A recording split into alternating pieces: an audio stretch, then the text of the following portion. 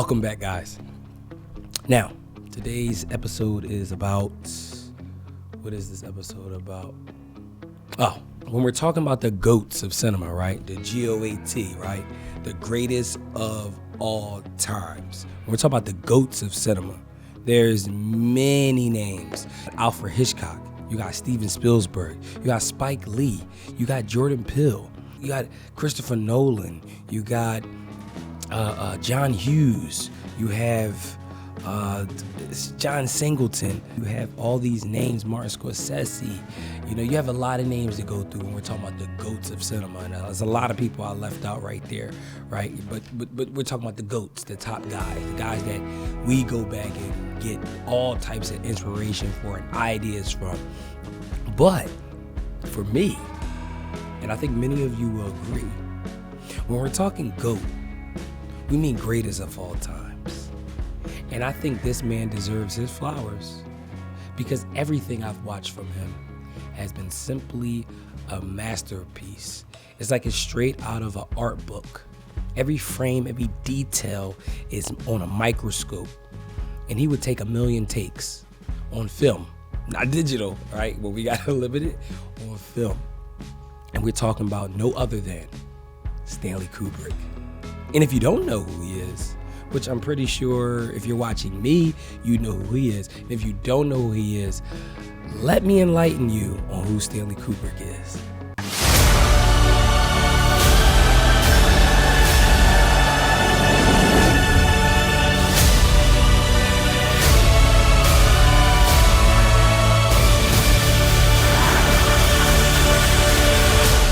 If you watch Stanley Kubrick's movie, you got The Shining, you got Eyes Wide Shut, you got Full Metal Jacket, you got Space Odyssey.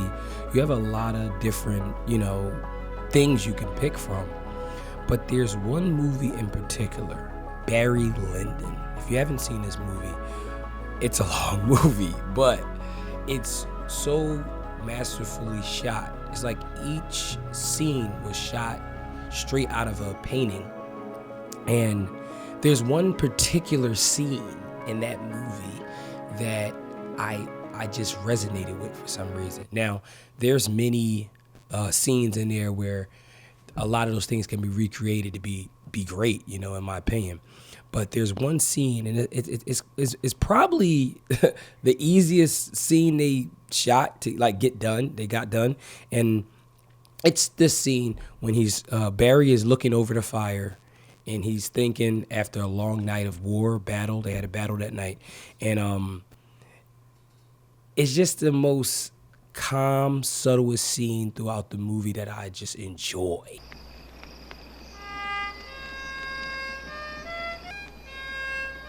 And after the death of his friend, Barry's thoughts turned from those of military glory to those of finding a way to escape the service, to which he was now tied for another 6 years.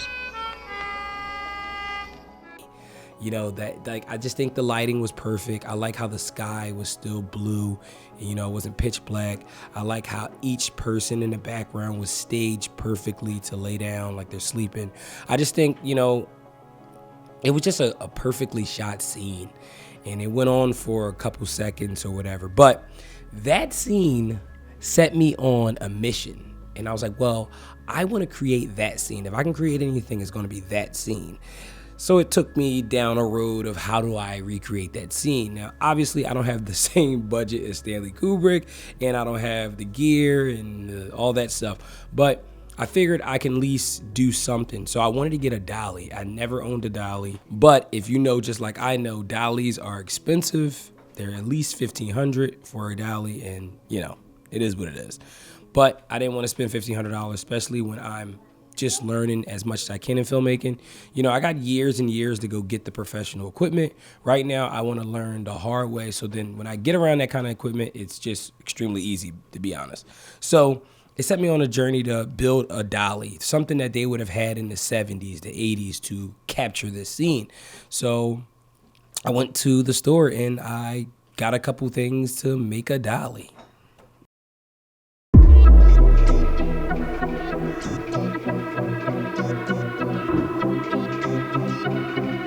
Being a man today.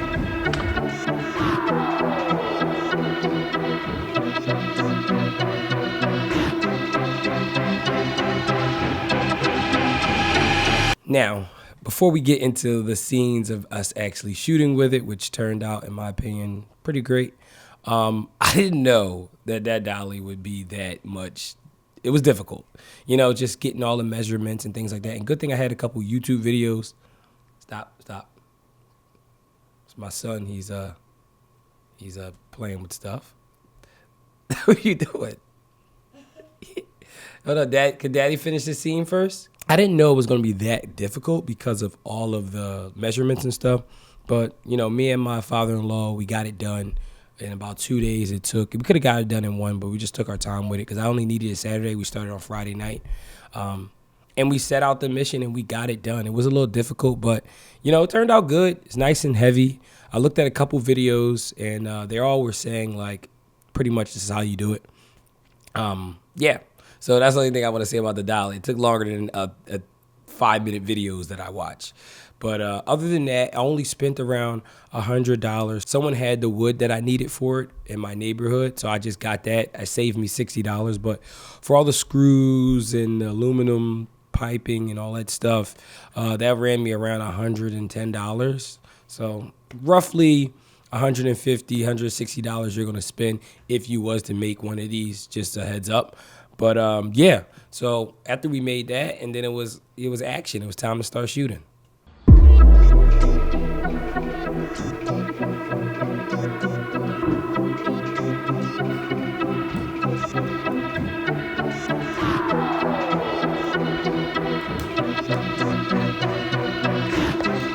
Hey Phil, ready to start shooting?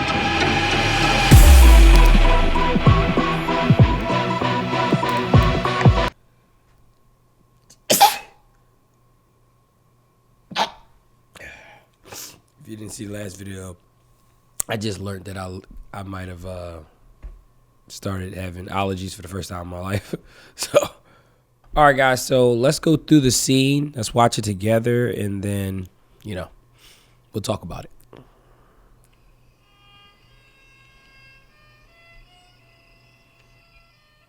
It is well to dream of glorious war in a snug armchair at home, but it is a very different thing to see it firsthand. And after the death of his friend, Barry's thoughts turned from those of military glory to those of finding a way to escape the service, to which he was now tied for another 6 years. All right, so off the bat, I like how it turned out. I think it turned out good, especially when I was a solo shooter and I had to set up all the lights and set up the camera and everything. So number one, so let's talk about the lighting really quick. So the lighting was a 120D, a 300D, and Nan light Pavel tubes. I used 2 of them. So the 120D was used to fill in the darker spot to create that the detail in the shadows. It was bare. It was no it was no softbox or nothing in front of it. I used that to shoot into the shadows, and then my key light, that was the fire. And honestly, if I was just to use the fire, it would have been really dark around the fire. So I had to use motivated lighting off camera, and I used the Pablo tubes. And I just set them to orange. I didn't get like the exact temperature for the fire or whatever, but I just eyeballed it. Whatever looked just like the fire, I just went with. So that helped give the key light on the left side of his face. And then we had the 120D all the way in the back. Now, the only thing about that light is I wish I would have put it more back so it'd be less sourcey. You can see where it's coming from. But I'm just learning how to light the dark at night, and it is a hard thing to do, especially when you're not dealing with like C-stands that can get really high above the trees from a distance, and it's only a 300D, so it's not like the the brightest source for lights right now. I think more of a at minimum a 600D and up is probably the best if you're going to recreate moonlight. But that was my first time recreating moonlight, and I honestly liked it, to be honest. Other than that, everything else was, for the most part, good. Let's go ahead and flip this over. I meant to flip this over right before we started shooting. Give us a little shot clock. all in all, I just enjoyed shooting it and learning. We always talk about theory and practice, right? You learn it, you read about it, then you go practice it. So that's initially what I did that day. But it was fun, just making my own dolly and going out playing with lights, learning is the reason why I like filmmaking. When it's all done and it's already been shot and you guys see it's like, I like actually creating it, so the process of creating is always going to be the best part for me. I'm sitting there looking at a dolly that I created, you know what I mean? And I can say I'm official member of the filmmaking community. When I'm building filmmaking equipment for me to shoot on, that's just, I wouldn't have it any other way. I don't want a fast ride to Hollywood, if that's the case. I don't want an easy ride. I want to work for mine, I want to earn what I kill, you know what I mean? So just knowing that I made that dolly and I'm going to always have that dolly forever, and I'm able to look back on that dolly as I grow as a filmmaker. Remember to always take chances. Now, if there's one thing I could change, it would definitely be the way I lit the 300D in the background. It just looks too bright, sourcey. It's just, I wish I would have dimmed the light a little bit more. But I was by myself, trying to do everything. And at least I know what I need to do next time, so I'll learn something. You see when in the beginning of the scene is like everything's out of focus, because it's hard to push a dolly, as I'm pushing the dolly in, tilting the camera up to him, and pulling focus. It was just too much. So I just set the focus on him and then pulled it out and then it slowly went in and then it focused as we got closer. Obviously, that could be a stylistic approach. That's not something I would want to do. But that's the only thing I would change if I could. But I just needed an extra person to pull focus. Didn't have that. There's not a perfect way to shoot or light any scenes. Just go out, have fun, light it, enjoy it, take chances, and, just do what you love to do. There's no perfect way. So make sure you guys like, subscribe, and comment on this channel. We're out of time, too.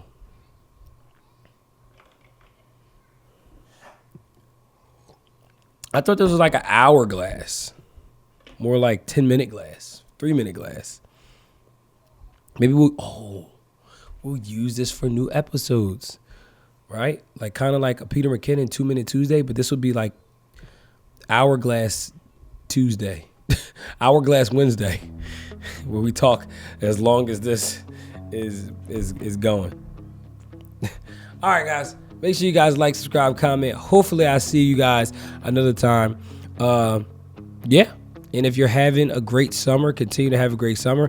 And if summer hasn't really started for you, I hope you have a great summer. And I'll see you on the next video. Got somebody calling my phone. I gotta go.